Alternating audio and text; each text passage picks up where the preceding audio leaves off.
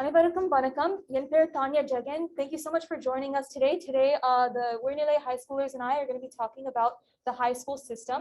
So we're going to be talking about topics such as what classes should you take, GPA and rate, SAT and ACT, extracurriculars, college applications, and at the very end, we'll have a Q&A session to answer any questions that you guys have.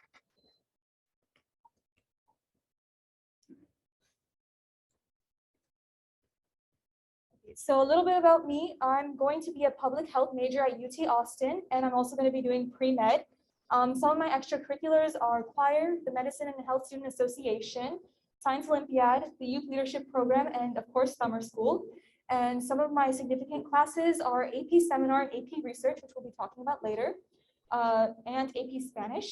And some of my awards are the Falcon Award of Excellence, the Thummer Selby Award from Thummer School, Science Olympiad medals, choir awards, and the AP Scholar with Honor and Distinction Award.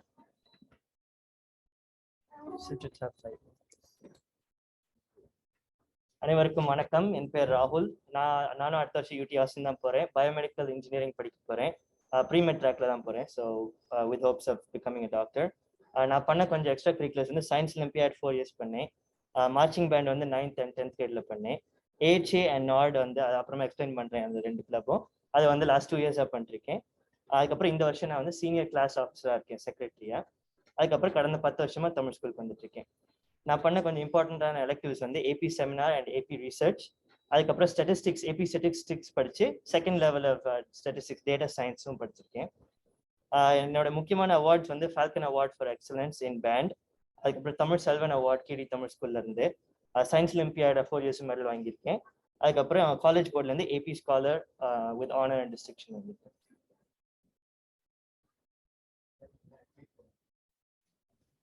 வணக்கம், என் பேர் மோனிஷா முருகானந்தம். நானும் வந்து UT Austin அடுத்த வருஷம் படிக்க போகிறேன், chemical engineering. நானுமே வந்து ப்ரீமெட் ட்ராக்ல தான் இருக்கிறேன். சில எக்ஸ்ட்ரா கரிக்குலர் ஆக்டிவிட்டீஸ் நான் என்ன பண்ணியிருக்கிறேன்னா நான் வந்து பல வருஷமாக நான் டான்ஸ் கற்றுட்டு இருக்கிறேன். அதுக்கப்புறம் நான் பியானோ, அதுக்கப்புறம் வயலின் வந்து 2மே நான் வாசிப்பேன். அதுக்கப்புறம் நான் வந்து மூவ் ஆஃப் தேட்டா ஒரு மேத்ஸ் கிளப்ல நான் வந்து 3 வருஷமா நான் இருந்தேன். அதுக்கப்புறம் போன வருஷம் நான் வந்து பிளட் கேன்சர் ரிசர்ச்காக நான் ஒரு கேம்பெயின் நான் வந்து பண்ணியிருந்தேன். அதுக்கப்புறம் வந்து நிறைய வருஷமா நான் வந்து தமிழ் ஸ்கூல்லையும் இருக்கிறேன். ஸோ எலெக்டிவ்ஸ் நான் வந்து பண்ணது வந்து AP செமினார் நானும் எடுத்தேன். அதுக்கப்புறம் நான் வந்து ஆர்கெஸ்ட்ரா வந்து இப்போ 7 வருஷமா நான் இருக்கிறேன். அதுக்கப்புறம் வந்து அவார்ட்ஸ் வந்து நான் வந்து AP scholar with distinction award வந்து கிடைச்சிது. அதுக்கப்புறம் வந்து UIL சோலோ அண்ட் ஆன்சாம்பிள் வந்து ஆர்கெஸ்ட்ராக்காக வந்து நிறைய அவார்ட்ஸ் வந்து கிடைச்சிது. அதுக்கப்புறம் நான் வந்து போன வருஷம் என்னோட அரங்கேற்றம் பண்ணனால எனக்கு வந்து என்னோட டிப்ளமா வந்து கிடைச்சிது.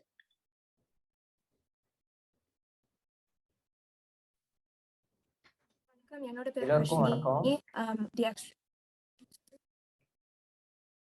எல்லாருக்கும் வணக்கம். என் பேரு Sanjay சிவகுமார்.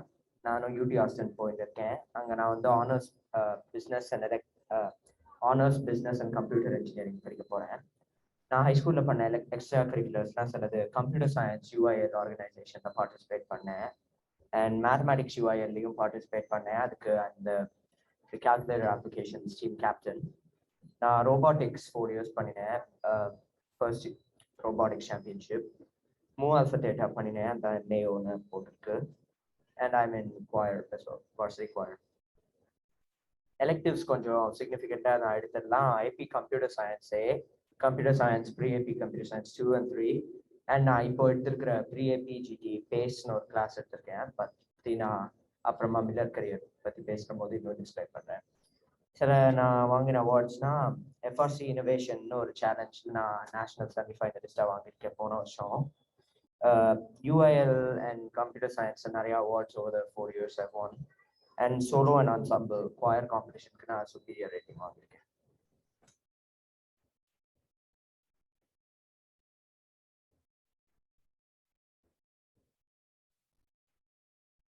என்னோட பேர் Harshini Srinivasan. I'm a junior at Tompkins High School and I'm going to be a senior next year. The extracurricular I do is Hearts Out for Homeless. That is the club I made at Tompkins High School. I'm in Science Olympiad. I do summer research. One last year that I did was in gene sequencing, and the one I'll be doing this summer is in cancer. And I also have an art portfolio in various mediums, as well as, of course, Tamil school.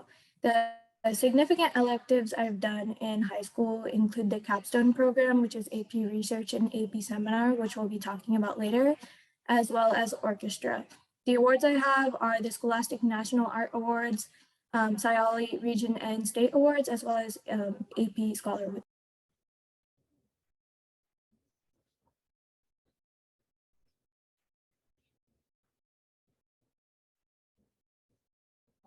Okay, நாங்கள் first பேச போகிற section வந்து course work. இதில் வந்து first sub topic வந்து GPA system. So ஹைஸ்கூலில் வந்து grading வந்து ஜிபிஏன்னு சொல்லுவாங்க, கிரேட் பாயிண்ட் ஆவரேஜ். அது நீங்கள் என்ன கோர்ஸ்லாம் எடுக்கிறீங்களோ அதோட மார்க்ஸை பேஸ் பண்ணி 4 and 5 பாயிண்ட்ஸ் கொடுப்பாங்க டுவர்ட்ஸ் யுவர் ஆவரேஜ் கியூமுலேட்டிவ் ஜிபிஏக்கு. ஸோ நீங்கள் if you get an A in academic course, it's counted as a 4. A in a KAP or pre-AP or AP course is a 5.0. So அது வந்து ஒரு basic system for grading in high school. அதுதான் அது வந்து உங்களோட class rank and percentage in your graduating class அதுக்கெல்லாம் இம்பார்ட்டண்ட்டாக இருக்கும். அடுத்து நாங்கள் என்ன பேச போறோம்னா ஏபி கேப்ஸ்டோன் ப்ரோக்ராம். அது நீங்கள் பார்த்துருப்பீங்க கொஞ்சம் பேர் நாங்கள் இன்ட்ரடியூஸ் பண்ணும்போது AP seminar and AP research பற்றி பேசினோம். அது ரெண்டும் என்னன்னா research based classes and they'll teach you how to write academic peer-reviewed journal essays and எப்படி அதை ப்ரெசென்ட் பண்ணணும்னு சொல்லி கொடுப்பாங்க. ஸோ எனக்கு வந்து பர்சனலி எனக்கு நிறைய ரைட்டிங் அண்ட் ப்ரெசன்டேஷன் ஸ்கில்ஸ்க்கு அது ஹெல்ப் பண்ணுச்சு. I would suggest taking AP seminar in 10th grade and AP research in 11th grade. Time easier to manage பண்றது.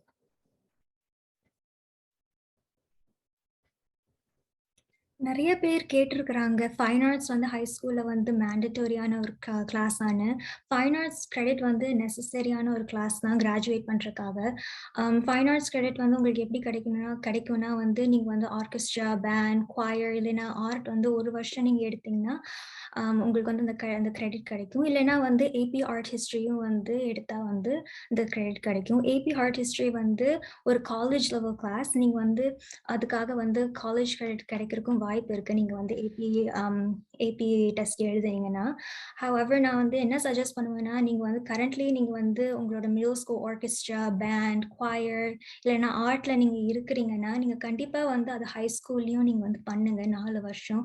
ஏன்னா வந்து one of the main things colleges என்ன பார்ப்பாங்கன்னா வந்து உங்களோட கமிட்மெண்ட் பார்ப்பாங்க. அதுக்கப்புறம் வந்து நீங்க எவ்வளோ இன்வால்வ்டாக இருக்கீங்கன்னு பார்ப்பாங்க. எக்ஸ்ட்ரா கரிக்குலர் ஆக்டிவிட்டீஸ், அகாடமிக்ஸ் தவிர நீங்க என்ன எப்படி இருக்கிறீங்கன்னு அவங்க பார்ப்பாங்க.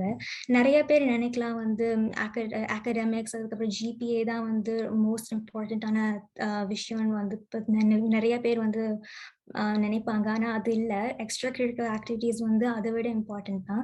ஸோ நீங்கள் இந்த மாதிரி வந்து ஃபைன் ஆர்ட்ஸ் ப்ரோக்ராமில் வந்து ஒரு 4 வருஷமா நீங்கள் இருந்தீங்கன்னா உங்களுக்கு வந்து காலேஜஸ் வந்து என்ன தெரியும்னா உங்களோட டெடிகேஷன் தெரியும், அதுக்கப்புறம் உங்களோட கமிட்மெண்ட் தெரியும். ஸோ கண்டிப்பாக நீங்கள் வந்து ஃபைன் ஆர்ட்ஸ் ப்ரோக்ராமில் வந்து இருங்க. அதுக்கப்புறம் வந்து நீங்கள் ஃபைன் ஆர்ட்ஸ் ப்ரோக்ராம் வந்து நீங்க பண்ணணும்னு நினைச்சீங்கன்னா வந்து கண்டிப்பா வந்து கான்டெஸ்ட் இல்லைன்னா வந்து ரீஜன் இல்லைன்னா எனி அதர் ஆக்டிவிட்டீஸ் வந்து உங்க ஸ்கூல் ப்ரொவைட் பண்றாங்கன்னா அதுலயுமே வந்து நீங்க வந்து பார்ட்டிசிபேட் பண்ணுங்க. ஏன்னா வந்து காலேஜஸ் வந்து உங்களோட ஜென்யூன் இன்ட்ரெஸ்ட் பார்ப்பாங்க. அதுக்கப்புறம் வந்து நீங்க எப்படி வந்து how you go above and beyond அதுவுமே வந்து அவங்க பார்ப்பாங்க. ஸோ நான் வந்து ஆர்கெஸ்ட்ரா வந்து ஜூனியர் ஹைல எடுத்தேன். அதுக்கப்புறம் வந்து 4 வருஷமா நான் வந்து ஹை ஸ்கூல்லையும் நான் வந்து எடுத்தேன். எனக்கு பர்சனலி வந்து ஆர்கெஸ்ட்ரா வந்து ஒரு பெரிய ஸ்ட்ரெஸ் பஸ்டரா இருந்தது. நிறைய வந்து நான் எக்ஸ்பீரியன்ஸ் வந்து கெயின் பண்ணியிருக்கிறேன். அதுக்கப்புறம் டைம் மேனேஜ்மெண்ட் ஸ்கில்ஸும் வந்து நிறைய நான் கற்றுக்கிட்டேன். அதனால வந்து ஆர்கெஸ்ட்ரா இட் செல்ஃப் வந்து எனக்கு ஒரு நிறைய ஒரு வேல்யூ வந்து கொடுத்துச்சுன்னு நினைக்கிறேன்.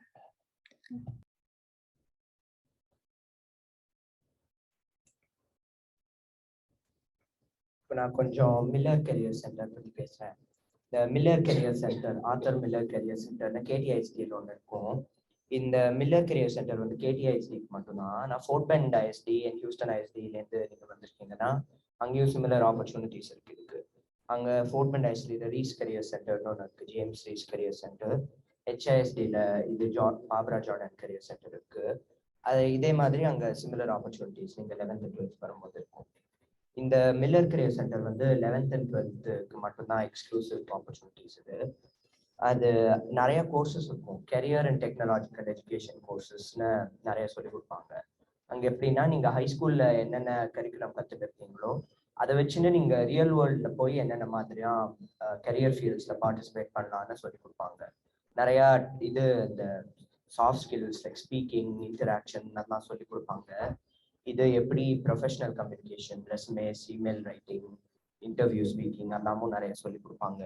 இது டெக்னிக்கலாகவும் சொல்லி கொடுப்பாங்க. நீங்கள் சைபர் செக்யூரிட்டி, இது medicine, EMT, ambulance, clinical rotations நிறைய வகையாக கோர்சஸ் வச்சுருப்பாங்க. நான் இப்போ அங்கே என்ன கோர்ஸ் எடுத்துருக்கேன்னா பேஸ் கேபிஜிடின்னு ஒன்று எடுத்துருக்கேன். அது it stands for professional advancement in career education base. அது 5.0 scale course. That's the only 5.0 scale course in Miller Career Center.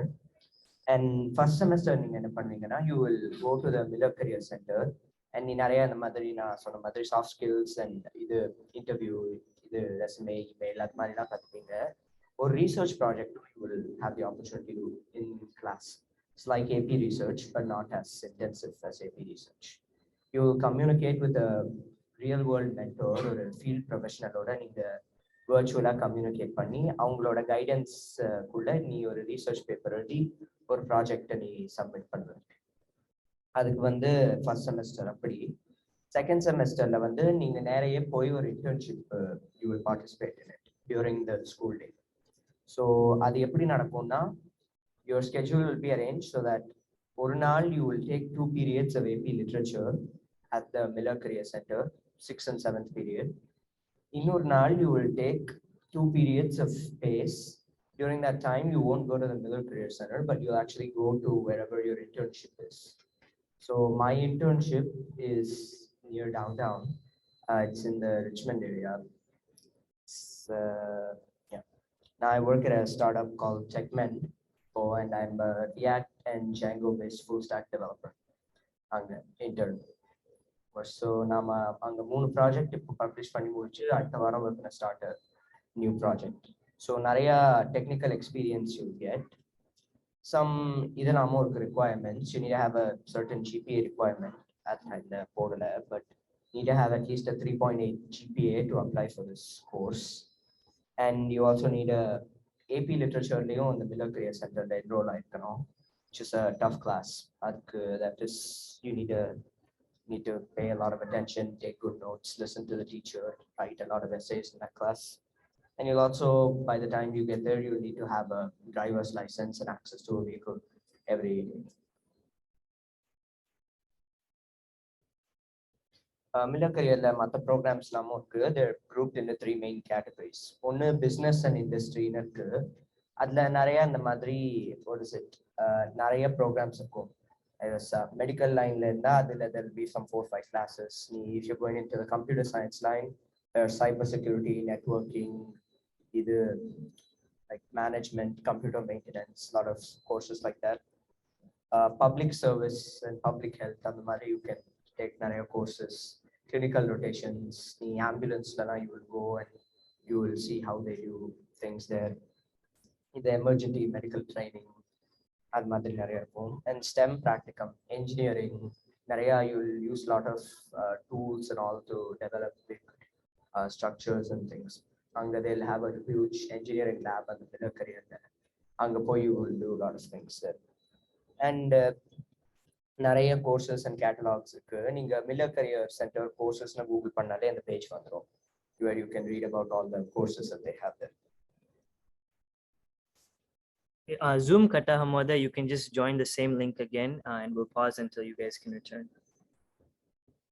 Okay, so our next topic is language classes in high school.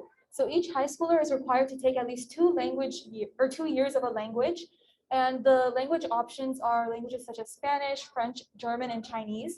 And if you guys are in middle school right now, then you have the option of taking Spanish ahead. You can take it in middle school in 7th and 8th grade, or you can do it just in 8th grade. So this can help you get a head start and on your classes. If you want to take another language like French, German, or Chinese, then you'll have to wait until high school to do that. But I highly recommend taking Spanish in middle school because it'll get you introduced to the language way earlier, and you can also have a head start on your classes. And then you can also take a language class for more than 2 years. For example, I started with Spanish, and we were only required to do Spanish 1 and 2, but I also did Spanish 3 and Spanish 4. And the benefits of that is, one, you'll have a better understanding of the language and you can be more fluent in the language. Not only does that help you in everyday interactions, but that also looks really good on your resume and college applications. When you can say like, I can speak English, summer obviously, and also Spanish, or whatever other language you choose to pursue. And then on top of that, you can also get a sort of college credit for the class that you take. So if you take an AP version of your language class, then you can write that on your college applications, and during college, you may not have to take the language class again. So that'll save a lot of money. Oh, and then I know some people are also interested in knowing about if Tamil is offered as one of the languages. In Katy ISD, Tamil is not currently a language that you can take, but I believe in some other ISDs, they might have that. So you should check with your school and see if they offer Tamil as one of the languages to take, because then you can, get a head start and you can probably take an exam to even not take that class. So it'll be a little easier. It's less than a minute, so we can just wait until the next Zoom. Okay, so the Zoom is about to end, so we'll just wait a few minutes for it to end and restart it, and then we'll get back in. What do you need to start the recording for 1 second? Yeah. Right here.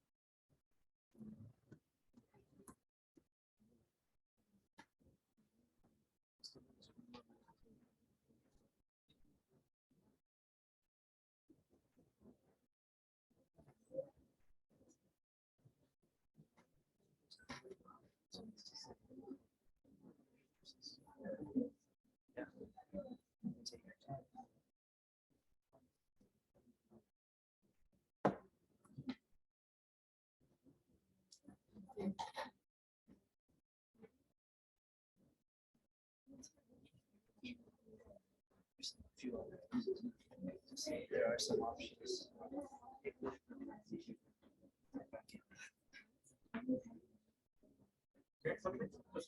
முன்னாடி வந்து 20 people இருந்தாங்க uncle.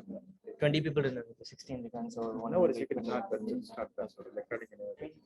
Okay, so திருப்பி ஆரம்பிக்கலாம். So we've been talking about AP classes, and what that means is in middle school we have academic classes and KAP classes, with KAP being more advanced. And in high school we have another higher level than KAP, which is called AP classes, and that stands for advanced placement classes. So these classes are going to be more difficult and they're a little bit closer to college level, but it's definitely manageable for all students to take. And I would highly recommend taking at least a few AP classes during your high school time because it has a lot of benefits. For example, it can help you with college. Like for example, if you are going into the pre-med field, it would be really useful to take classes like AP biology, AP chemistry, those kinds of science classes that are more advanced, because it'll help you once you get into college, because you'll have the foundational ideas. And then on top of that, there's also something called AP credits. So if you take the exam for the AP classes at the end of the year, and if you do really well in the exam, then you can use that score as credit in college. For example, if you take AP Spanish 4 and you get a good score on that exam, instead of having to take Spanish again in college, you can use that exam score as a credit. And that way you will save a lot of time, effort, and money. There's also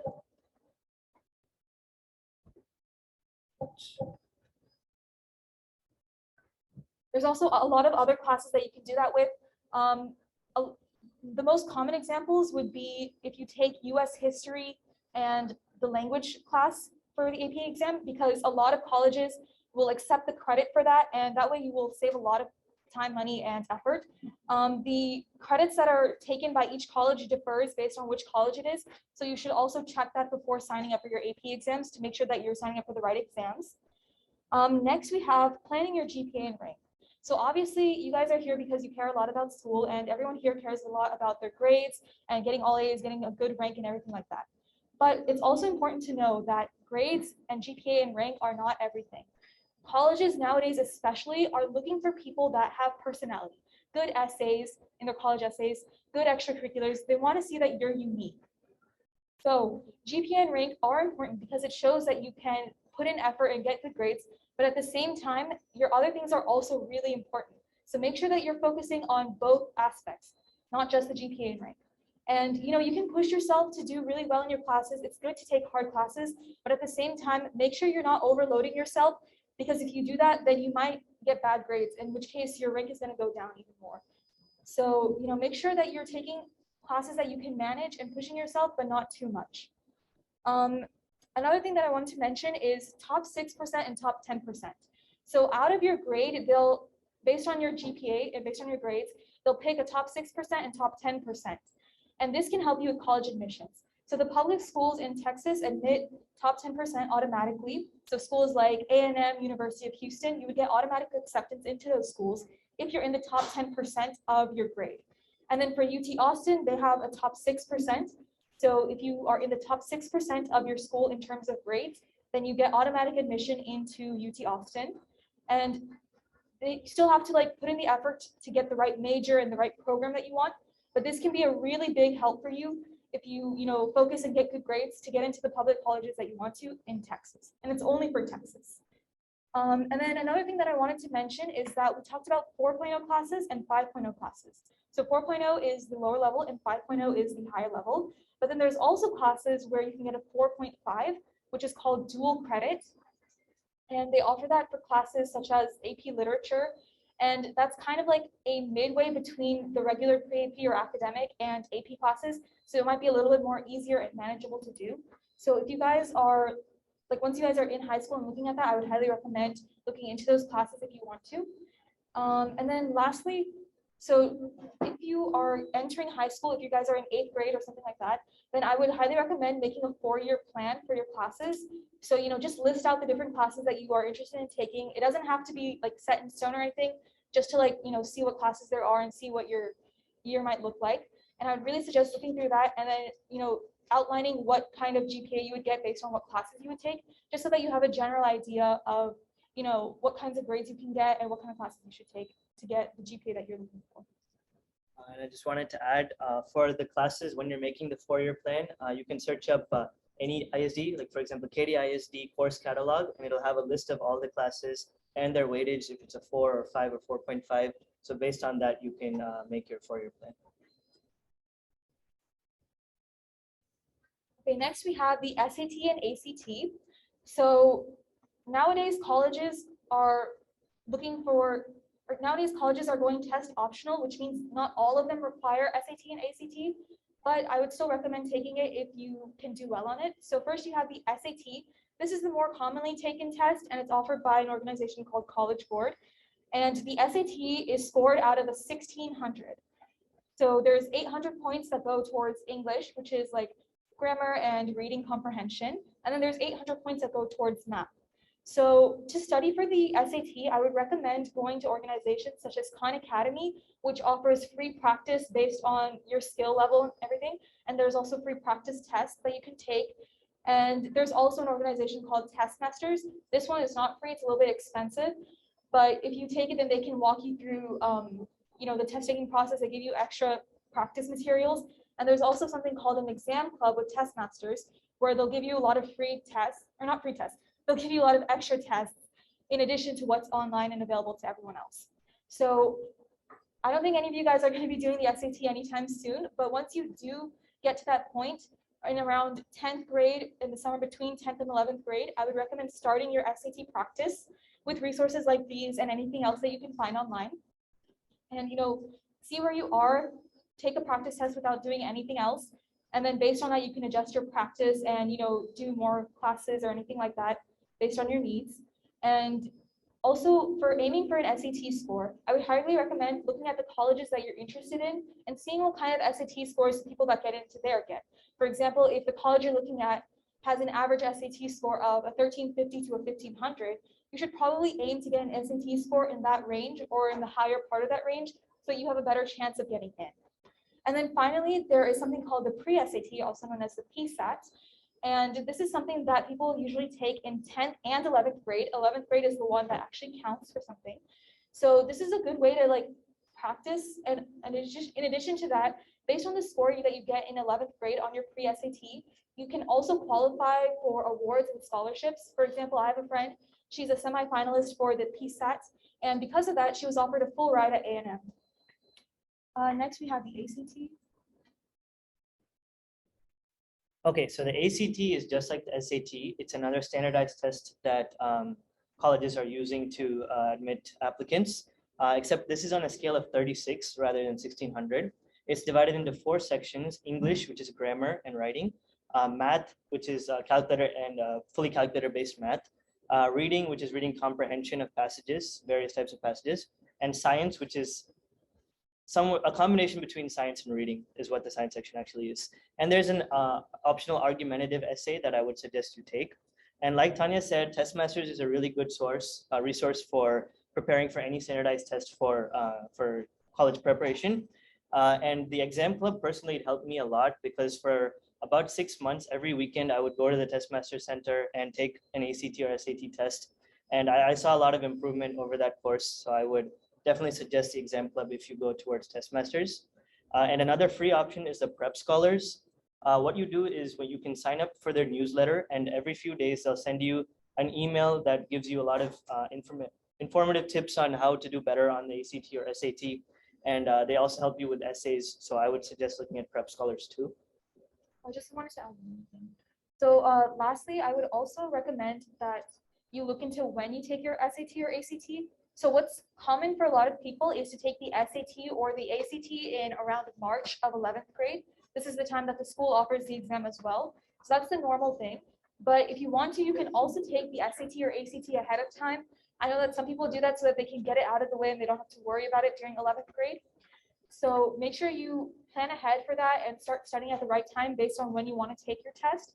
The normal time to start studying is usually around 10th grade, the end of 10th grade, and then the summer afterwards. But if you're taking it earlier, then I would suggest starting at least 9 months to a year ahead. And then personally, I took both the SAT and the ACT, and I would suggest that you guys do that too, because some people are stronger at one than the other, but you won't know until you take both. Prepare for both, take both, at least as practice, even if it's not official. And I would also say, try to do your first SAT or ACT in the fall of your 11th grade, and then you can practice more and then improve in the spring. So I would say don't wait too long, but also you have to wait until you're ready at least. Okay, we're gonna move on to extracurriculars now.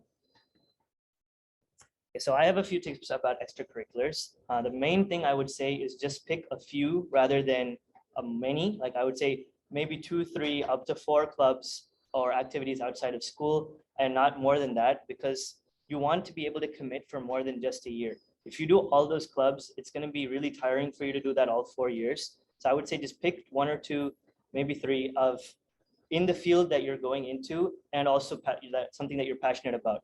For me, I was passionate about science, so I did Science Olympiad. There's also Chemistry and Biology Olympiad if you're more into those specific parts of science.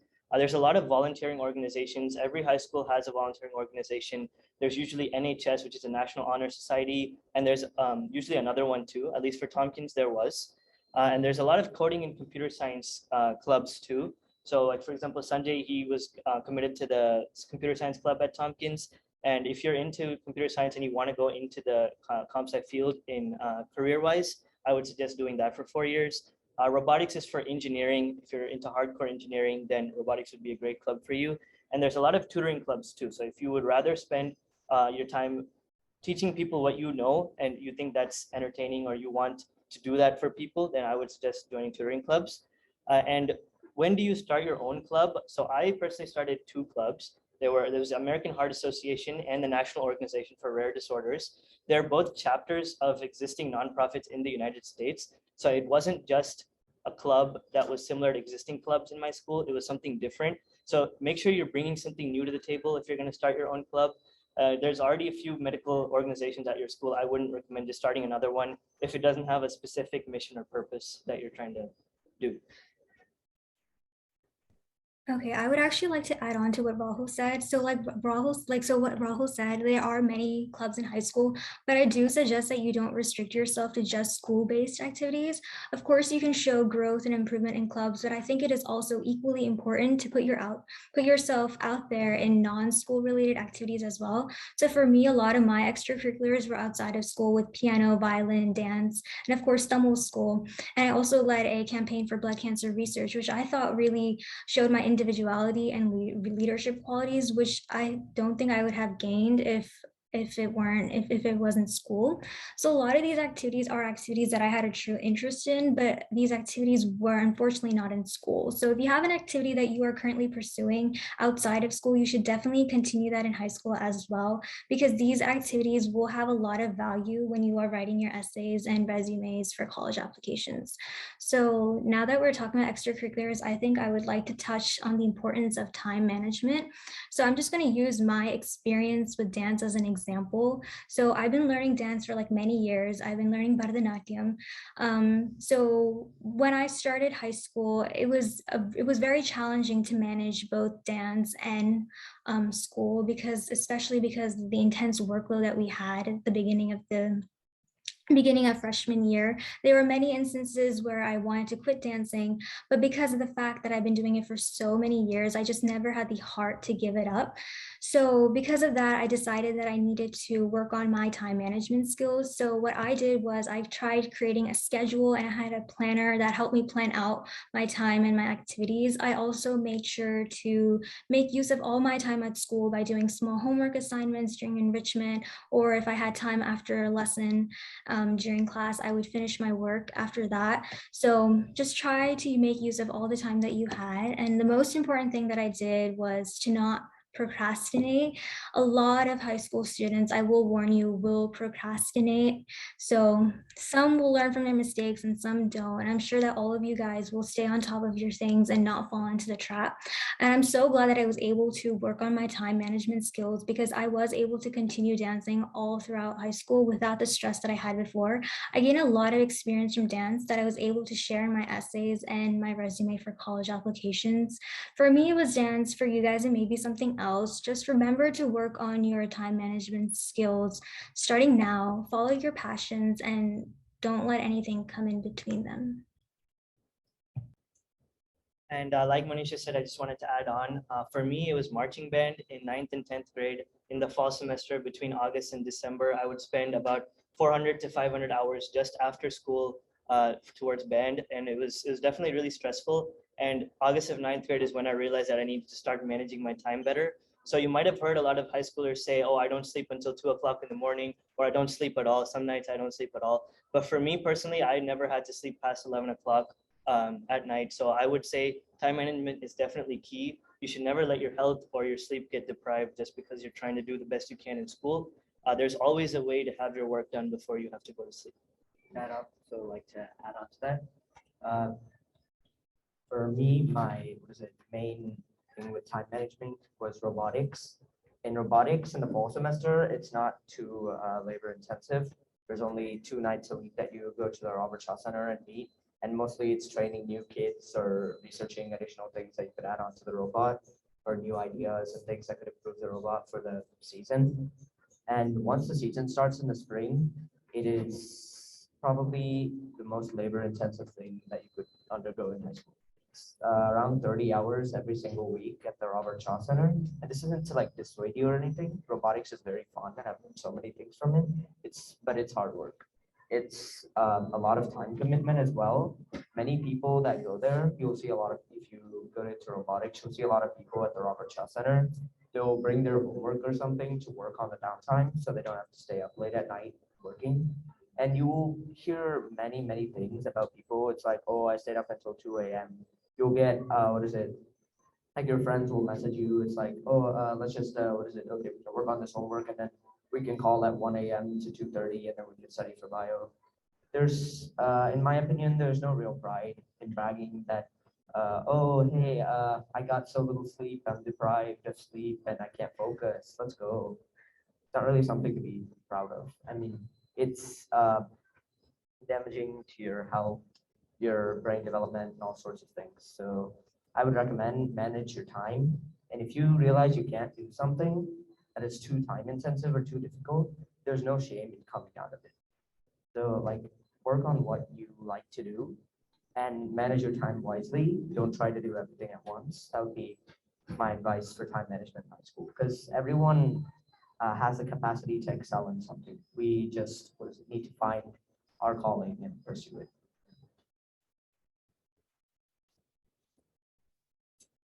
Okay, so another extracurricular that a lot of people in 11th and 12th grade like to do is getting a job. So a lot of high schoolers tend to get jobs such as working at a grocery store, a restaurant, or as a tutor. And these kinds of jobs can be really useful because first off, you gain some sort of work experience, like getting used to having a boss and having to be there at a set time and working your schedule around that, which is another thing that helps with time management. You have to plan your studying schedule and everything else around your job, which can be really helpful to build responsibility and time management skills. Another thing is that you can start earning and saving money. With high school jobs, you aren't going to make very much. It'll be something around $7.50 to $15 an hour maximum. But you can get used to like earning your money, managing it, and you can also gain a sense of pride that comes along with having earned a certain amount and putting in so much work. And another thing is that it also helps you with college applications. Colleges like to see that you've already started working and you're putting in the time into that, and you're dedicated, and you can also be a little bit more independent.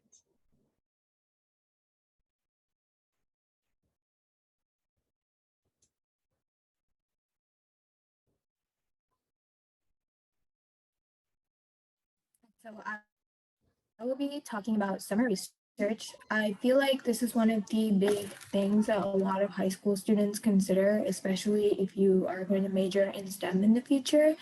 They do make you really individualistic because they're so hard to participate in and are really different from what other students might be doing. However, this is not like an extracurricular. It's not like something you can just tick off a list. This is something you do if you're really, really interested in what you're doing and you want to make a complete change in the world with what you're doing. And I think that's really important, especially if you want to show colleges you actually like what you're doing and it can create an impact in the world somewhere. So where to find them? You can find them locally and non-locally. A lot of them are in various places in the United States. And for the local ones, as far as Houston goes, we only have some at big hospitals. But there's other ways to get summer research programs without even trying out for a program. So I remember last year, by the time I wanted to get into research, I realized a lot of the deadlines had passed. It was December and a lot of the deadlines are due then. So I still wanted to do research. I really wanted to work in gene sequencing. So what I did is that I cold emailed about maybe 70 to 80 professors that are U of H and a couple of other colleges in the area. And I just emailed all of them and I was telling them what my interests were and why I wanted to do it. And eventually after emailing all those people, I finally got a response from one person, and she was a professor who had a PhD at University of Houston, and I got to work under her with several other high school students in gene sequencing research. So that's also something you can do if you want to get into it. You'll also get a great mentor and possibly someone who will be able to give you a letter of recommendation in the future when you apply to college. So it was just an overall great experience. So if you want to do multiple years of summer research, I feel like having one that you cold email to would be great. So you can have some experience, and then you can go to a more competitive one that is already a created summer program. So for example, this year, for this coming summer, I'll be going to the MD Anderson cancer research. And that one is pretty competitive. They pick only 10 high school students in Texas. So for that one, I feel like what really helped me was having one where I didn't have to apply to the one that I cold emailed in my resume. And that really helped me have something to back up my experience and help me get selected for something more competitive. And usually the competitive ones are paid. So Tanya was talking about the job, there are multiple options for a job. So summer research could count as a job because some of them do get paid. I will be being paid full time for the one this summer. And so for the more competitive ones these, the ones at MD Anderson and stuff, you'll want to write a pretty good essay. A lot of the essays are a lot like the college essays that you'll be using to apply in the future. So it's kind of great practice.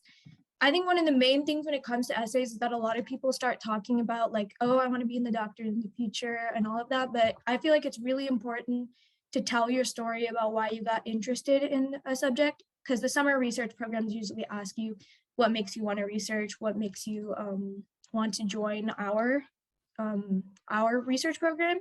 So I think it's really important to talk about your story and how you can make an impact rather than talking about what you want to be and sound like every other student. So another thing I want to mention is that there are a lot of programs out there, one of them being Pioneer Academics, that allows you to pay to write a research paper with professors, and those cost like up to $7,000. I do not think it's worth it to even do something like that, even if you can't get into other research programs. I think it may be more beneficial for you to start your own program. It shows you're taking initiative and you are really interested in what you do. And I think that would be way more beneficial than just paying to get research done. Like I said before, this is not something you can just tick off a list. I also want to mention for cold emailing, I would highly suggest like creating a spreadsheet with everyone you want to email and starting super early. Like this is not a 1 month process. It took me like 4 to 5 months to even get a response. So I would suggest starting like maybe in December or January. If you have any questions, you can ask at the Q&A session at the very end.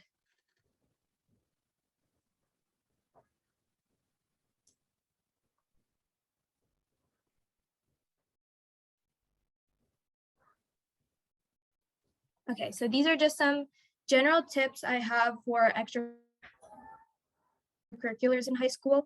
I think one of the most important things is showing high growth in your extracurriculars. I feel like it's better to have like a small amount of extracurriculars. For example, I have like maybe 3 or 4 that I really focus on. I focus on my own club, Science Olympiad, the summer programs, and the art stuff I do. And I think it's really important to show growth in those extracurriculars rather than just having a lot. So it'll show that you are really focused in what you love to do, and that'll show that you're actually really interested. But I also think there's no need to get an abundance of awards. I think you can show growth in other ways. For example, the club that I made, Hearts Out for Homeless, I remember it used to be a really small club. There was only like 4 or 5 people in there, and eventually we grew to be a pretty big club of like selected participants. And so far we've made in the course of like 6 to 7 months, we've already donated up to 200 kits to the homeless people in Houston. So I do think it's more useful if you just take some time focusing on a certain thing. And this like ties into another misconception that people have about college applications. You do not have to be like well-rounded. I don't think there's a point in you doing athletics and STEM and dance and orchestra and all of that stuff, like keeping all of that, it's just going to take up your time and you won't be able to improve in any specific area, and your grades will go down because you will just have so much to balance. So I do think keeping like 3 or 4 things that you're really passionate about and really enjoy are just so much more better and so much easier for you to talk about in your college application in the future.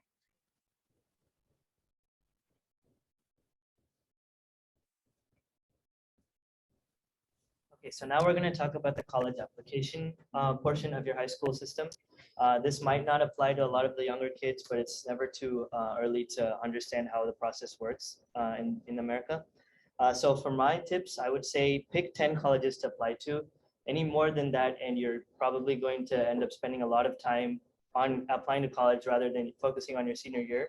I would also say that you should pick 3 safety schools, 4 target schools, and 3 reach schools. So what this is a safety school is a school where you are 75% or higher you have a 75% or higher chance of getting in.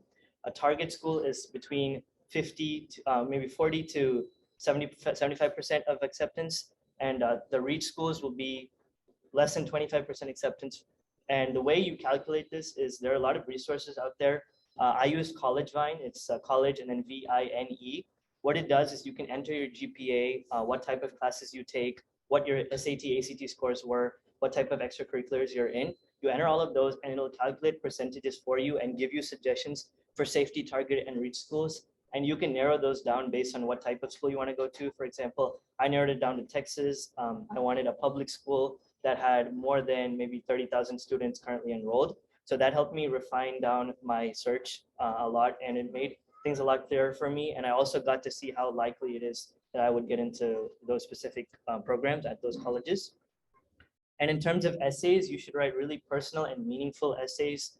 You shouldn't ever write something because you think that the college admissions officer wants to see that. You should write something that's meaningful to you. And trust me, they'll see more in it than you see it yourself. So definitely write essays that you feel from the bottom of your heart. Professional resume. So resumes are most likely required at they're required at most of the colleges that you are applying to. You want a professional resume. So for example, you'd pick a good looking format that isn't cluttery. It's not too long. College resumes aren't supposed to be 5-10 page CVs that you're using for a job application. It should just be a page or two that highlights what classes you're taking that are rigorous, what clubs you're in, what skills you possess, and you should also include a few people that the college can contact to know more about you as a person. And LORs are letters of recommendation, which are also required at most colleges. You should have 2 to 3 letters of recommendation for a college. And I started asking for LORs pretty early. Most people don't ask until August, but I asked in May. So I was able to give my teachers the entire summer to think about what kind of student I was. And so they could start formulating their letter of recommendation for me. And I feel like this gives them more time to think about who you are. And they'll also appreciate that you're not trying to stress them out in October when your application is due in November. So I would suggest that you ask as early as you can and ask the people that you're familiar with, your teachers that like you, the teachers that you go to for help and stuff like that. And yeah, overall applications, I set a hard deadline of mid-October to finish all my applications, and I was able to reach that. And that allowed me to like relax for November and December when most people or some people were beginning their applications, and I feel like that saved me a lot of stress. And like I said, I could sleep more like that. And lastly, you should visit the colleges that you applied to, at least if they're like close to you, like A&M, UH, UT Austin, UT Dallas. I would visit those colleges because of demonstrated interest. What that is the college will see how much interest you're demonstrating in their program, and it'll show that you're actually dedicated to going there and that you're applying there with intent to go there. So I would suggest visiting the colleges and programs that you apply to. Add some additional tips of my own to add on to Rahul's. And a lot of these are kind of technical, and judging by the audience, I see many of y'all won't be applying to college for a while, but this is just good to know, like generally, by the time you get there, if we somewhat helped you, we will have been successful. So for resumes, some tips that I have are consistency. Be consistent in the way that you format your resume. That makes it look very professional. Like, be extremely consistent. Like, if you start line with a type of verb in a certain type of tense, make sure you carry on the same starting verb type, the same starting verb tense for the rest of the section. For example, if you say participated in robotics club 20 hours a week, let's say, the next time line should be like earned FRC World Championship Award or earned Innovation Challenge Award. So keep the same verb tense. It's a good tip for consistency. And for dates, no, these aren't the dates that you'd go on with your boyfriend or girlfriend. These are like dates that you would, put for organizations you're in, how long you've been in them.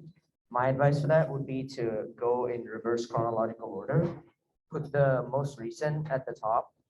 That way you can highlight what you're in currently and what you're currently doing, rather than something you did 3 or 4 years ago that you're no longer doing. You can put those at the bottom, which people will eventually get to doing. For personal projects, and this is especially for computer science kids, spend a lot of your time looking into specializations of computer science and just exploring what you like to do. And spend a lot of time programming different projects. They can be small projects, they can be big projects that you publish and get users on. I know plenty of people who've done both.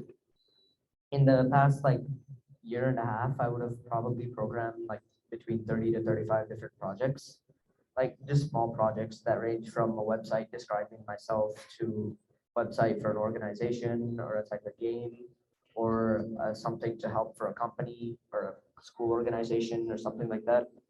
And put all of these, and this is for the computer science kids mainly, but there's a place called GitHub where you would put most of your projects. Keep publishing your projects on there and updating them frequently so colleges can see that you've been working on it for a long time and you really are interested in what you're applying for. For college interviews, some colleges, especially honors programs, will want to interview their students, and they will have respectable staff or alumni like call you, Zoom you, Google Meet you, or do something to get in touch with students that they see are the students that they see potential in, students that have advanced past just application level. So I've done a few college interviews, like 3 or 4. Interviews are formal, definitely. You can't just talk like you talk to your friends. You need to be professional. You need to talk like you're talking to an adult. You will be talking to an adult. You need to be prepared for your interview, and this is key.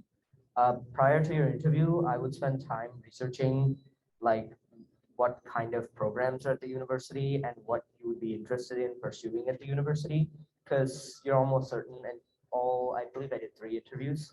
All 3 of the interviews, I got a question about what programs I would be interested in pursuing at the university. So it's good to know, because that question is meant to test if you are prepared for the interview. It's meant to test that, do you know what you're doing? Do you know what you're applying to? So if you don't know what you're doing, you just sit there and it's like, oh yeah, I'd be interested in the robotics club at school. And you don't know what robotics or what you're actually going to do, they're gonna notice that. So be prepared for your interview, know what you're applying to. Don't apply to anything without knowing what you're getting into. Ask questions, ask the interviewer questions. This shows your demonstrated interest as well. And it shows that interview isn't just one-way process of them hammering you with questions and you're just getting out your life story. You can also ask them questions, and it shows that you're interested, and it will help the interviewer remember you, which is also helps increase your chances at getting whatever you're applying for in the interview. Fine arts portfolios, yeah, some colleges offer this. Stanford University does this. I had to submit a fine arts portfolio for them. For that, I would say is to pick your pieces out carefully. Like if you're in the fine arts, it's optional, it's not required with the application. But pick your pieces out carefully, what you're going to perform, practice them well ahead of time, and make sure, like, I'm a vocalist, so I need to make sure that I didn't eat anything like too sweet or too much dairy or anything that could, reduce the quality of my voice before I perform for the application portfolio. You need to take your director's help, like your choir director, your orchestra director, band director, and consult with them for the pieces and for how to perform with them. Practice with them, see if you can get any advice from them. And campus visits, like Rahul says, this does show demonstrated interest. But additionally, it also, more than just you showing the interest and appealing to the college, it really, really helps you as well. You get to see firsthand what the student body is like, what type of, like, what building you'll be going into, where you'll be staying, where you'll be sleeping, eating, going to the bathroom, living your daily life. You will get to see all of that for yourself. You'll get to see, okay, this is the classroom that I get to go into and take my BA 101 class or my CS 103 class or whatever. And you get to make connections as well. You can go to the university, you can speak with people, you can get acquainted, exchange numbers. And from my college visits, I've made several new friends and I have several new numbers now. It's definitely a good idea to visit the colleges you plan on going to. And you don't need to like make expensive out-of-state trips or go stay there for several days or anything. Just go there for like a day, maybe 2 days. Look around, see if it's right for you. Learn as much as you can. Take notes, definitely. That helps people notice you, and that also shows demonstrated interest. And here's probably the most important tip I have with college applications. Once you submit your application, you're not done. Once you submit every single one of your applications, you're not done. You need to keep following up with your applications and see what status they're in, because your applications will keep getting updated. And sometimes you'll get an email notifying you if there's been an update, and sometimes you will not. So I've had some of my friends, they've gotten into very exclusive programs, or they've gotten like thousands of dollars in scholarship money, and they never checked it because they never followed up after the application, and they missed the deadline to accept that. I have a friend who missed, I believe, some $40,000 in scholarship money because she forgot to check the email. So definitely keep following up to the universities you apply to. That also goes hand in hand with don't apply to too many colleges. 10 is a good number. I applied to 13, but around the 10, like couple more, couple less, is a good number to apply to, in my opinion. Okay, so I think the Zoom is gonna stop again in a minute. So could you guys please join again, and we'll finish up the last session in the next 15 or so, 20 minutes. We'll be as fast as we can.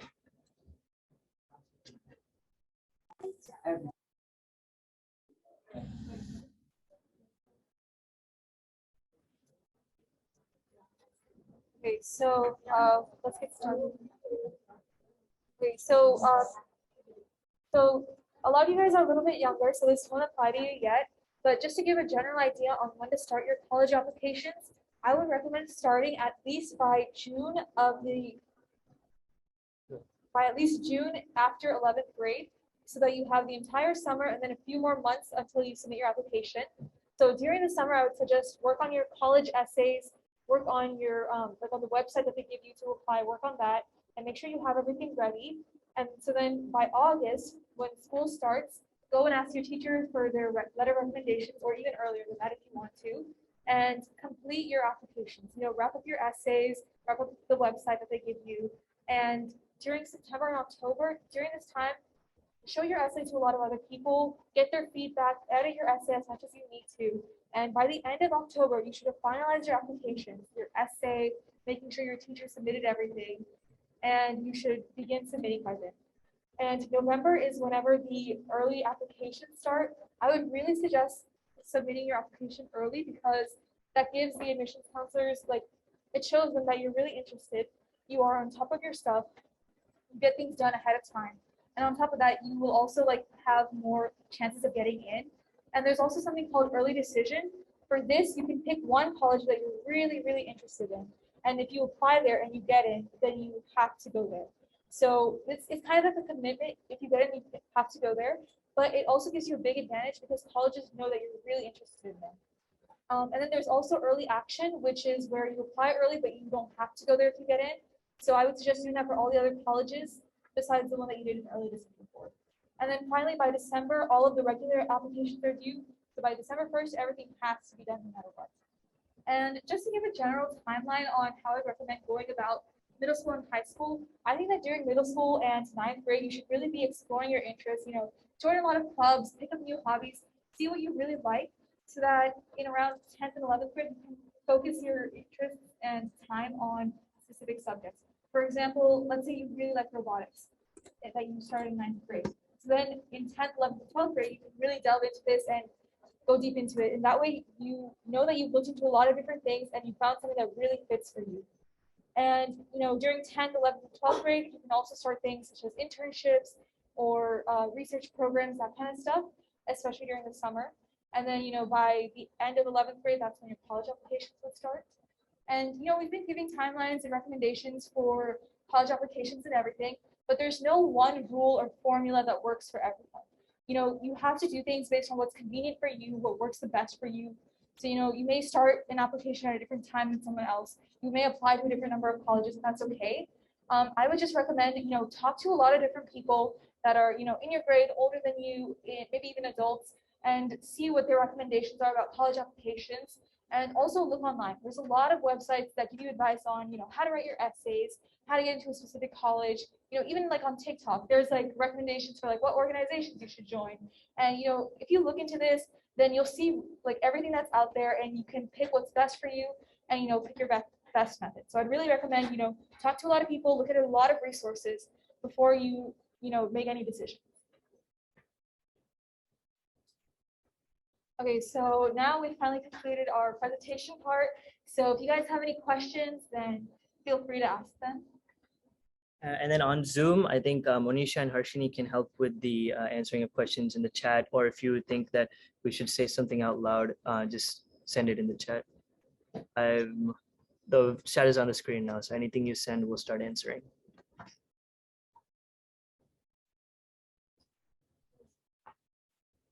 In PACE, which grade you will be joining for the PACE? For PACE, you have to be in 12th grade. Only 12th graders are allowed in a PACE. Yes, but there are other programs at Miller Center, like non-5.0 programs that you can join in your 11th grade.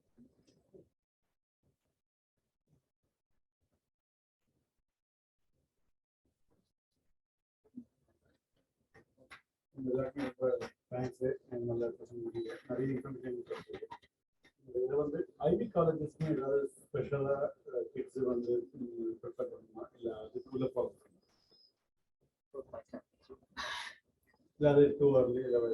நான் ஒரு 2 ஐவிக்கு தான் apply பண்ணியிருந்தேன். Main difference என்னன்னா நீங்க வந்து rigorous courses ஜாஸ்தியா எடுத்திருக்கணும், அவங்க SID ACT scores ஹையரா இருந்திருக்கணும். சில ஐவி ஸ்கூல்ஸுக்கு actually they have different requirements for language. For instance I think ஹார்வர்ட்ல வந்து you have to have 3 years of the same language. நான் கிராஜுவேஷன் ரெக்யர்மெண்ட் 2 years தான். டெக்ஸஸ்ல பப்ளிக் ஸ்கூல்ஸ் 2 years தான். But Harvard said 3 years, and there's also an additional history class component. So அதை வந்து நீங்க வெப்சைட்ல போய் செக் பண்ணீங்கன்னா அந்த லிஸ்ட் ஆஃப் requirements இருக்கும். And then another thing that sets apart the Ivy schools and just really good schools like Rice University from schools that are like more mid-er level like UT Austin and A&M is that they look a lot more at your essays and extracurriculars. They want to see that you are really unique and that you put a lot of time and effort into your interests. So, you know, like schools such as UT Austin and A&M, they look at your rank and grades and consider that a lot. But as you go into higher ranking schools, they'll start considering your grades a little bit less and focus more on your extracurriculars. And, you know, they still look at your grades and GPA no matter what, but it's just that once you go to the Ivy schools and that kind of stuff, they will care a lot more about your extracurriculars and what other things you've done outside of school.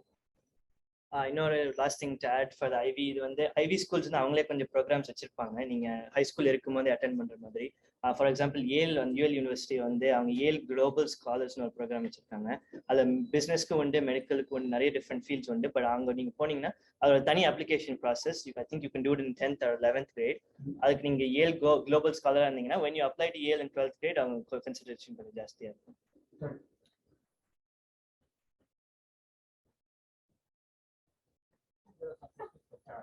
Yeah, chat refresh uncle or other way. So I think yeah. What is the 10%? Okay. So Can we give more detail? yeah, so first off, based on your GPA, which you know is like a way of showing your grades and how hard your classes are. So based on your GPA, they'll put you in a rank in your class. And if you are within the top 10% or top 6% of your grade in terms of your graduating class. So for example, for us, 12th grade, if you're in the top 10 or top 6% of that, you get an extra advantage. So people that are in the top 10% of their class in terms of GPA will get automatic admission into schools like A&M, UTD, U of H, so the public schools in Texas. And then UT Austin is a little bit different. They require you to be even higher in the top 6%. So basically, if you focus on your GPA and grades, that will give you an advantage where you get automatic admission. But still, the program that you get into, that depends on your other things like essays and stuff. So I wouldn't say just focus on grades. Make sure you also have other things, but the grades can really help in getting automatic admission to schools in Texas. So a question இருந்துச்சு, does taking high level English help with essay writing? So Harshini என்ன சொல்லிருக்காங்கன்னா essay personal இதுதான். So you don't need classes to write a good one, but அவங்க அதுல add on பண்றதுக்கு வந்து structure கூட சொல்லி தருவாங்க. So நீங்க இப்போ test masters for example SAD இல்லை ஏசிடிக்கு அங்கே போனீங்கன்னா அவங்க அந்த 4 sections ஆஃப் த டெஸ்ட் சொல்லி கொடுப்பாங்க எப்படி பண்ணணும்னு. அதுக்கப்புறம் எஸ்ஏக்கும் ஒரு 2-3 நாள் டெடிகேட் பண்ணியிருப்பாங்க அந்த கேம்ப்ல. ஸோ அவங்க வந்து they'll teach you the structure of the essay, எப்படி ஆன்சர் பண்றது கொஸ்டின்னு. பட் ஆக்சுவலாக எழுதுறது நம்ம தான் பண்ணணும். ஸோ மேபி எக்ஸாமுக்கு நீங்க எஸ்ஏ எழுதுறதுக்கு you can go there, but college எஸ்ஏக்கு I don't think any classes would have that much. அந்த எஸ்ஏக்கு அவங்க ஒரு ஸ்ட்ரக்சர் சொல்லி கொடுத்து நிறைய ஆர்கனைசேஷன் இருக்கும். ஒரு ஸ்ட்ரக்சர் வச்சு இப்படி ஆன்சர் பண்ணு, சில வார்த்தைகளை மட்டும் ஃபில் பண்ணி நீங்க கொண்டு பண்ணுங்க. That's not something I would recommend. நான் ஸ்போக்கன் நான் அந்த எஸ்ஏஸ் எல்லாம் பார்த்து ஸ்கோர் பண்ணுறவங்களுக்குலாம் நான் பேசியிருக்கேன். நிறைய பேர் சொல்லுவாங்க அந்த மாதிரி ஒரு அவங்களுக்கு தெரியும் பி வெரி எக்ஸ்பீரியன்ஸ். நீ ஒரு டெம்ப்ளேட் வச்சு நீ தான் ஒரு ஃபியூ வேர்ட்ஸ் இன்சர்ட் பண்ணி எடுத்தீங்கன்னா தே ஈஸிலி கேட்ச் தட். அதை வந்து அதுக்கப்புறம் they will not really consider because நீ யூனிக்கா உன்னோட பர்சனல் எக்ஸ்பீரியன்ஸ் வச்சு எஸ்ஏ எழுதாம யூ யூஸ் சம்படி ஒரு நீ காப்பி பண்ணி எழுதல, பட் லைக் ஒரு டெம்ப்ளேட், ஒரு கைட்லைன், ஒரு ப்ரீ ரிட்டன் இது சாம்பிள் அந்த மாதிரி இருக்குன்னா don't use to right. SAT essays, college essays. உன்னோட format, உன்னோட இது, what is best for you to convey your own experiences. அப்படி எழுது. நான் நிறைய essays எழுத, நான் எப்படி essays usually எழுதுவேன்னா, நான் I will write and I'll take a prompt. நான் அதுக்கப்புறம் டைம் லிமிட் செட் பண்ணிக்க மாட்டேன் first time. I'll just see how long, however much time I need to take. I'll take a few days if I need to, and I'll just answer in whatever format I think is best to answer the question. அதுக்கப்புறம் அதை ஃபுல்லா படிச்சு பார்த்து I'll go in and revise it, and if a section is rewriting, I'll rewrite it, and whichever I feel is best conveying my experiences, I'll keep that as the final. And each time you revise it, it's good to keep a draft copy of it. And then one last thing, like I wouldn't recommend regular English classes for this, but there are certain organizations that you can like kind of join or sign up for where they'll help you with your college essays. And another big help that's also free is that you can go to your English teachers in school and ask them for advice on your essays. And I would just suggest showing your essay to like teachers or other trusted adults that you have in your life, and even older students, because they'll have a better idea and a different perspective that can help. And you don't always have to take their advice, but it can be really useful. So I'd suggest that. And there's also lots of websites online, and there's even websites for specific colleges on how you should write your essay. So looking at websites like that can really help you as well. One more question. Practically, Tanya is a preparation for have you taken any additional classes, tuition, நான் ராகுல் ரெண்டு பேரும் we went to test masters. மூணு பேருமே we went to test masters. So அந்த test masters நிறைய சொல்லி கொடுப்பாங்க, இன்னென்ன செக்ஷன்ல என்ன டிப்ஸ் அண்ட் ட்ரிக்ஸ், இப்படி இந்த பார்ட்ஸ் ஆஃப் த இதுலேருந்து இந்த 60 கொஸ்டின்ஸ் கேட்பாங்க, இப்படி சில அன்ரிட்டன் ரூல்ஸ், லைக் இந்த இதை முதல்ல பாரு, இந்த எஸ்ஏல இந்த டாபிக் சென்டென்ஸை முதல்ல அனலைஸ் பண்ணி அதை பேஸ் பண்ணி you have an idea for the rule. அப்புறம் நீ கொஸ்டின்ஸ் பேஸ் பண்ணி you can go and look for the answer and read based on the இது மாதிரி நிறைய டிப்ஸ் அண்ட் ட்ரிக்ஸ் சொல்லி கொடுப்பாங்க ஃபார் த SAT. இப்போ ஆக்சுவலி ஐ திங்க் ஒரு 1 year முன்னாடியோ 2 years முன்னாடியோ they remove the essay from the SAT. So it's no, அது ஆப்ஷனல்ல முன்னாடி இருந்தது, இப்போ இதுவே. ஸோ SAT எஸ்ஏக்கு இப்போ ஏதோ ப்ரிப்பேர் பண்ண வேண்டாம், because you don't have the option to take it. ஆனால் reading and maths I went to Test masters.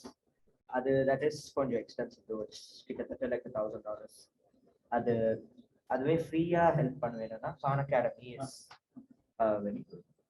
But both of them are very good resources to use. In general, எத்தனை month preparation மாதிரி நான் வந்து 10th gradeல spring breakல ஆரம்பிச்சேன், but usually any time and the 10th gradeல is a good time to take if you're going to take a SAT prep course to take. அது Sorry, you can do that. that way நீ என்னன்னா 10th grade முடிச்சிட்டு அந்த summer before 11th gradeல நீ அந்த எக்ஸாம்ல போய் you can go as much as you want to, and you can take all those practice tests, and you can sign up for an SAT in the fall of your 11th grade and take that. With all of even if you want to improve, you can take in next year also. You can take in the spring of your 11th grade. You can take SAT up to like you can take as many times as you want, but more than 3 times becomes little excessive. நான் வந்து 10th grade விண்டர்ல ஆரம்பிச்சேன், winter break of 10th grade. அதுக்கப்புறம் கொஞ்சம் கொஞ்சமா practice பண்ணி சம்மர்ல தான் I put most of the time into that எக்ஸாம்க்குலாம் போகிறது சம்மர்ல தான் பண்ணேன். So I would suggest 10th gradeல கோர்ஸ் எடுத்துட்டு maybe you can start full on prep in summer before 11th grade. Yeah, and I just want to add that the SAT courses can be helpful, but they're definitely not necessary at all. So before signing up for any sort of class, I would really suggest that you take a practice test. There's lots of free ones online, and first see like what kind of score you're getting and how far it is from what you want, because the courses or like the clubs and that sort of thing, they can only help you so much. So you just want to see like, is this really necessary, or can I just do this with free practice? But of course it depends on like the student, and sometimes test masters really can be helpful, and for other people it's not that helpful. So just check how you are before signing up for everything. Chatல வந்து summer research பத்தி question இருக்கு. Guidance from school for summer research. School வந்து எந்த கைடன்ஸும் கொடுக்க மாட்டாங்க summer ரிசர்ச்சுக்கு, அது completely இண்டிபெண்டா நம்ம பண்றது மட்டும்தான். ஆனா நீங்க ஏபி ரிசர்ச், ஏபி செமினார் இல்ல மில்லர்ல பேஸ் எடுத்தீங்கன்னா அங்க வந்து கைடட் ரிசர்ச் உண்டு. இப்போ அதுலயுமே நம்ம நிறைய டெடிகேட் பண்ணி பண்ணாதான் கெயின்ஸ் கிடைக்கும்.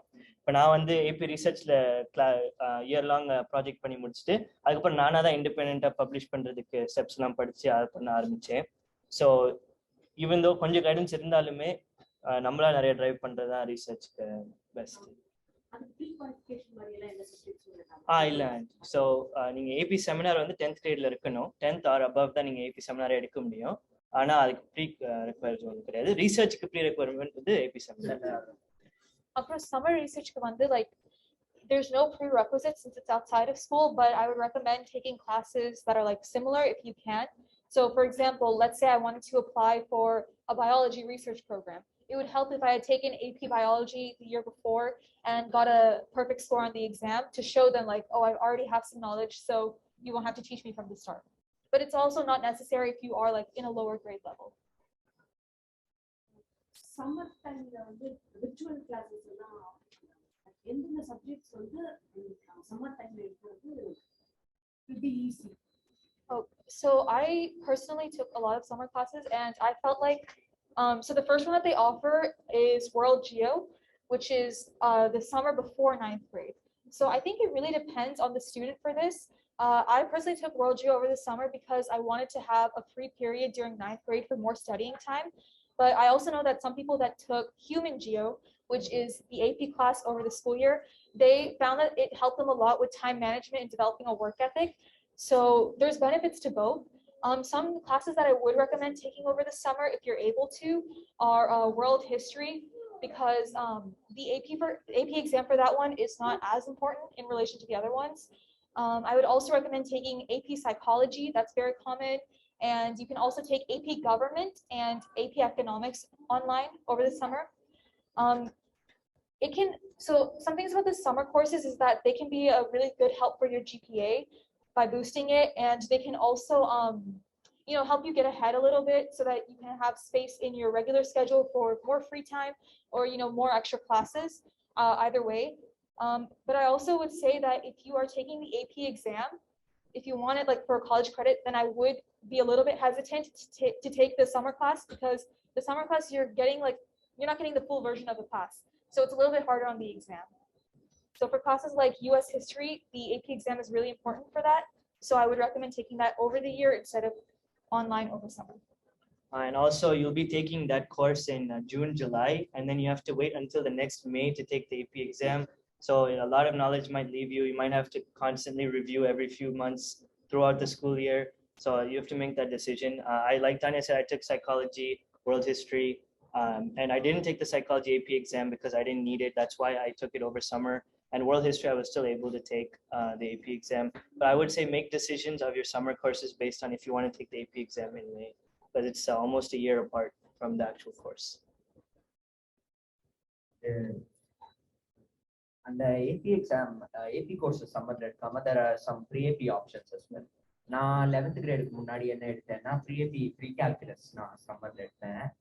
அண்ட் உங்க ஸ்டூடெண்ட்ஸ் வந்து சிபி பண்ணி ஆல்ஜிப்ரா 2 வந்து 8th கிரேட் எடுத்துருந்தாங்கன்னா they'll be on the track to taking calculus in 11th already.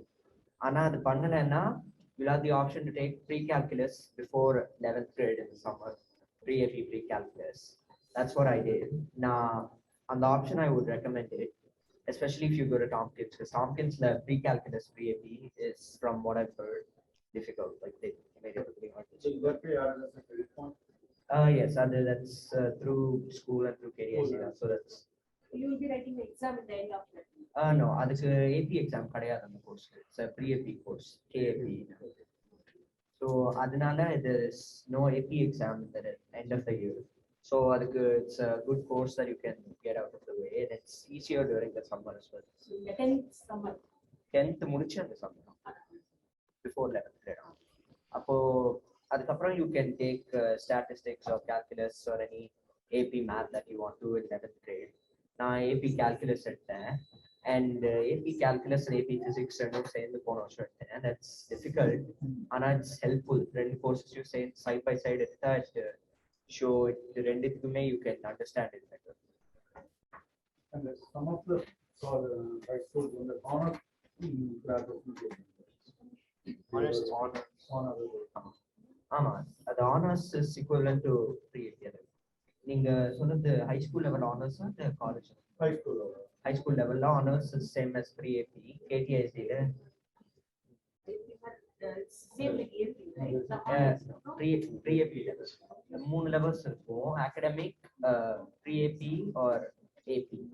So pre-AP, KAP, honors 3 the same thing. இது KTIC ல போனா அவங்க ஆமா, இப்போ KAP னா இது that's ஒரு technical இருந்தால they changed the name of it. So it's the same thing. ஆமா, HISD ல எனக்கு தெரியல, but HISD ல if it's honors ன்றதுனா that's equivalent to pre-AP and KAP.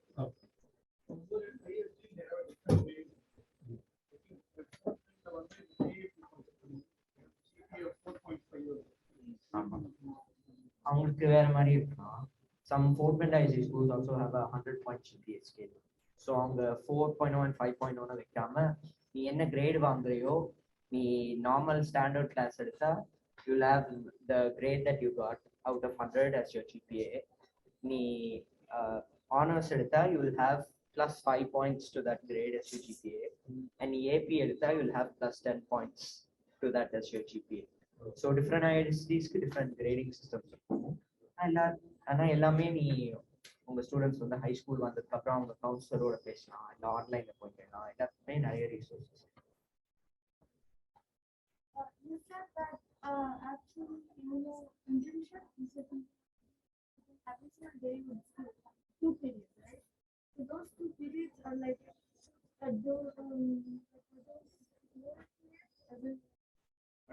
You don't skip periods. How you take it is like your schedule will be aligned so that you'll take 5 periods at your home class and you'll take 2 periods at Miller Career Center. So between your 5th and 6th, you'll drive to Miller Career Center and they'll arrange your schedule so that you have enough time to drive. Yeah, so you're not skipping, it just takes up those 2 periods. And that's when I would suggest taking summer classes, because in senior year, you're going to have a few requirements that you have to meet, like government and economics. If you take government and economics over summer, then you free up more space to do Miller. So you'd have to plan in advance so you actually have room for Miller, because you don't want to miss out your requirements because you want to go to Miller. Okay, one last thing that I remembered was that there are certain required 4.0s for every high schooler that you have to take.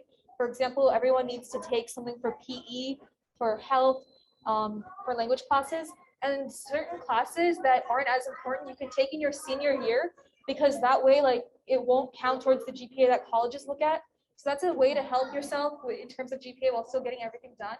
So for example, I took health in my 2nd semester because it wasn't very important to me that I took it earlier. And it also made the GPA that the colleges look at a little bit higher. Do you have a question? So what is LOR? Oh, LOR means letter of recommendation. So basically, you should build good relationships with your teachers and, get to know them, ask them for help if you need it. And if they can tell that you're a good student that's passionate and interested, then they can write you a letter of recommendation where they say oh, this student is really good, they have these good qualities, and they're really helpful, and then they'll submit that to the colleges. And so that shows the colleges something that they can't see from your application or your resume.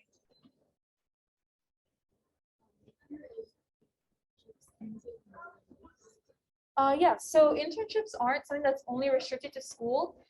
PACE is something where you can have an internship and it's school-based, so it's a little bit more helpful to navigate it. But you can also do internships out of school, like during the summer especially. And you can also do things like during the year. Like there's some people that have internships at companies during the year. Or for example, you can shadow a doctor where you follow them and learn what they do during the year. So there's a lot of different kinds of internships and you can do as many as you want. One of my friends right now, who is also in the PACE program, has 2 other internships which she's doing at the same time outside of PACE.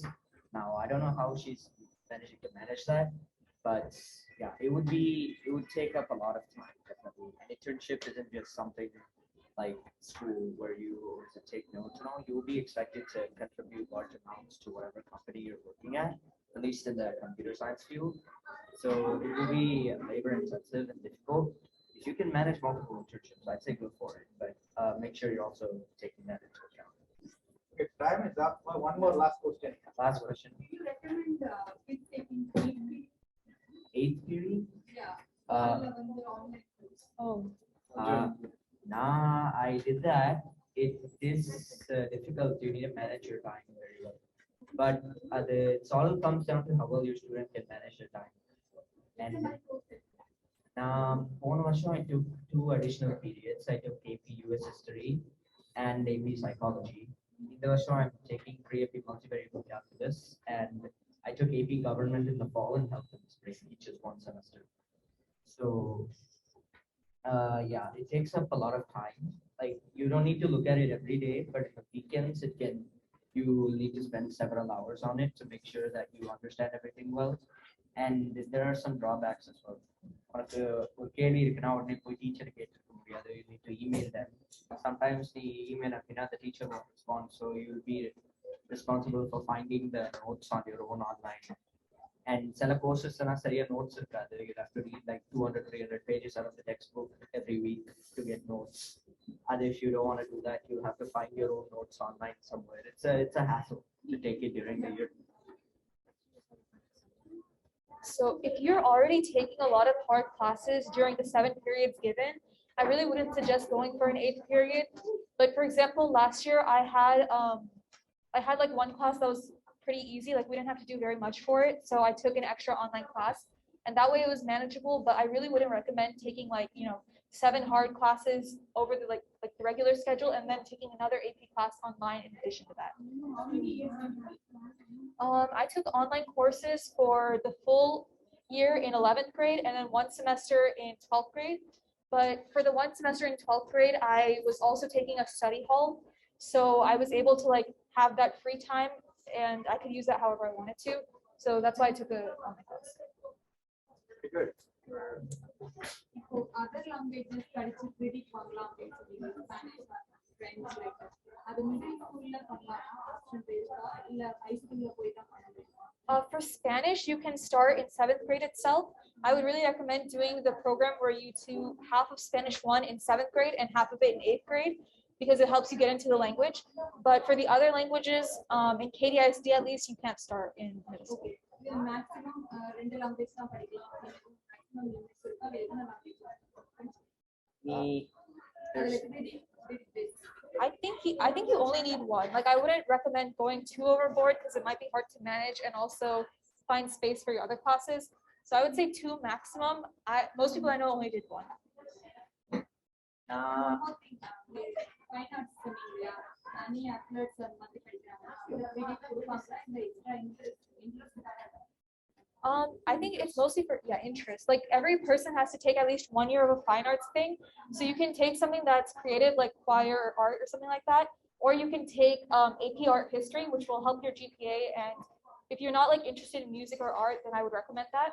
But for college, I don't think there's a fine arts credit, so it wouldn't really help with AP art history and that take the AP exam. Oh, fine arts meaning like the classes that they offer.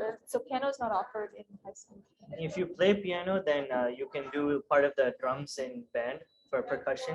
There's also piano in orchestra, but you have to join orchestra and then become a pianist inside the orchestra. Inside the orchestra, there's no Tanya piano. Yes. Any other questions? Final time up. Anybody? Okay, if not, okay. Hold on, guys. Hold on. We're not going on. Hold on. We're not going.